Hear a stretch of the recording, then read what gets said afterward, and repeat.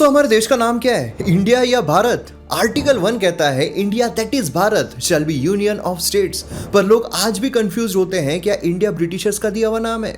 क्या सिर्फ भारत होना चाहिए? चलिए इसकी सच्चाई क्या है उसे देखते हैं। देखिए यहां से निकलती है इंडस, यहां है Jhelum, then Chenab, then Ravi, then Beas, then Sutlej, और यहां आती है सरस्वती रिवर। इन नदियों के रीजन को सप्त सिंधु कहा जाता था।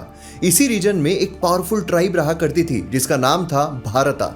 इन्होंने छोटी छोटी जनजातियों को हराकर एक राष्ट्र बनाया, यहीं से भारत नाम आता है। और इतना ही नहीं, भारत नाम का जिक्र हमें ऋग्वेदा से लेकर महाभारत तक देखने को मिलता है। अब बात करते हैं इंडिया की। जब पर्शियन लोग आए तो उन्हें एस बोलने में दिक्कत होती थी, तो उन्होंने सप्त सिंधु को हप्त हिंदू कहना शुरू कर दिया।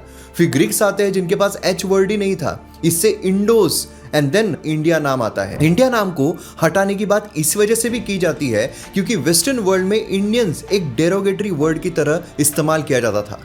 अब आर्टिकल 1 का दूसरा पार्ट अगर हम देखें तो वो भी काफी इंपॉर्टेंट है, जो कि है यूनियन ऑफ स्टेट्स, यानी कोई भी स्टेट भारत से अलग नहीं हो सकता है। कश्मीर हो या कन्याकुमारी, सब भारत का अभिन्न हिस्सा है।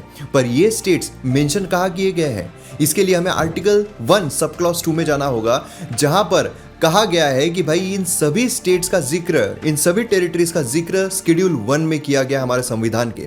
और आर्टिकल 1 सब क्लॉज 3 ये क्या कहता है? ये कहता है कि भाई territory of India shall comprise, मतलब जो टेरिटरी है भारत की उसमें क्या क्या आएगा? उसमें आएगा जो सभी स्टेट्स की टेरिटरी है हमारे देश में, एंड यूनियन टेरिटरीज, एंड जो टेरिटरीज भारत एक्वायर कर सकता है, ये सभी हमें भारत के टेरिटरी में देखने को मिलेंगे। दोस्तों हमारे संविधान को गहराई से जानने के लिए फॉलो जरूर कीजिए और वीडियो शेयर करना मत भूलिएगा।